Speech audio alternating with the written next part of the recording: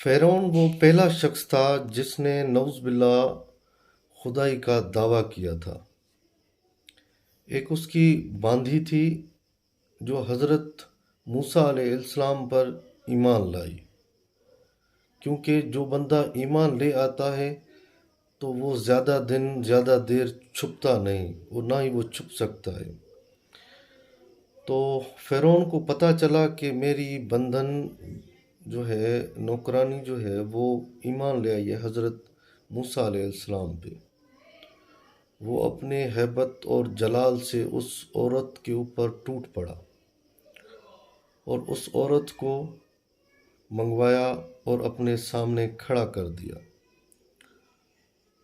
اور فرعون نے ایک کڑھائی میں تیل ڈلوا کر اس کڑھائی کو آگ لگوائی۔ جب دیکھا تیل بہت زیادہ گرم ہو گیا ہے تو اس نے کہا، اگر تو مجھے اللہ کہتی ہے، اللہ مانتی ہے، تو میں تجھے سونے جواہرات محل دوں گا۔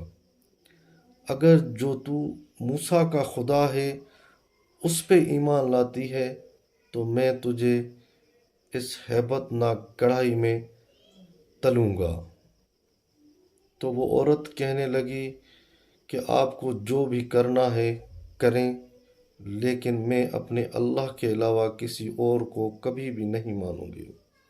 دیکھیں، جب اللہ کی محبت ہو انسان کے دل میں تو موت محبوبہ لگتی ہے۔ اگر انسان جو گناہگار ہوگا، جو اللہ کی راہ پہ نہیں ہوگا، اس کے لیے موت ایک عذاب ہے۔ یعنی کہ اللہ کے ساتھ جو محبت رکھتا ہے وہ موت کو اپنی محبوبہ مانتا ہے، لیکن جو دنیا سے محبت رکھتا ہے، دنیاوی کام کاج سے محبت رکھتا ہے، اسی کے لیے موت بڑا عذاب ہے اور وہ موت سے چھپتا پھرتا ہے۔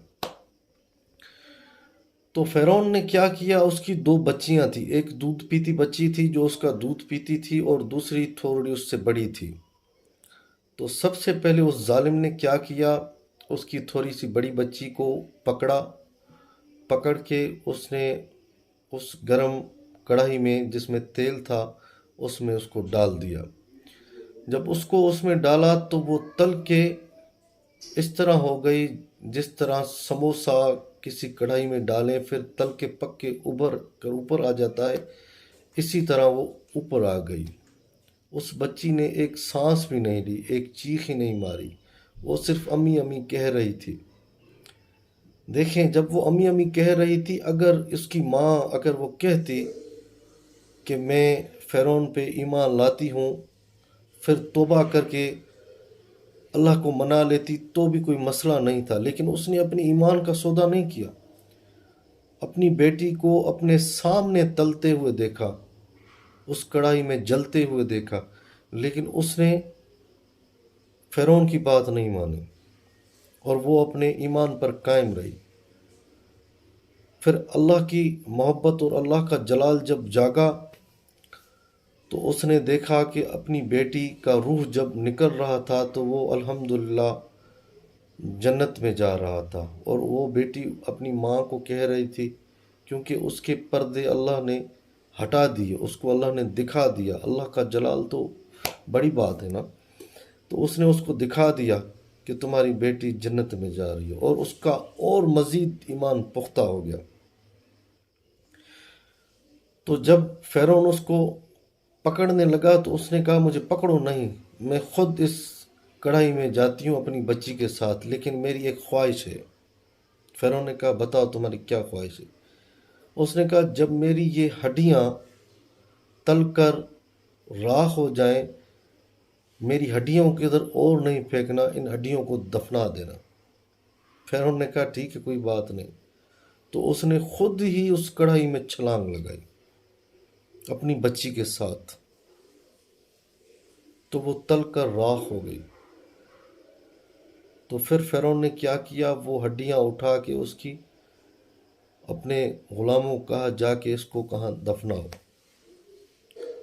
2100 سال کے بعد نبی کریم صلی اللہ علیہ وآلہ وسلم کی پیدائش ہوئی۔ 40 سال نبی کریم صلی اللہ علیہ وسلم کی زندگی مبارکہ ہوئی، 40 سال کے بعد نبی کریم صلی اللہ علیہ وآلہ وسلم کو نبوت ملی۔ اس کے بعد 10 سال کے بعد جب نبی کریم صلی اللہ علیہ وآلہ وسلم جا رہے تھے بیت المقدس، ادھر مصر قریب ہے، تو ادھر ایک جگہ سے گزرے تو بہت خوشبو آ رہی تھی، اور نبی کریم صلی اللہ علیہ وآلہ وسلم جب جبریل سے پوچھا، اے جبریل یہ کیا ماجرا ہے؟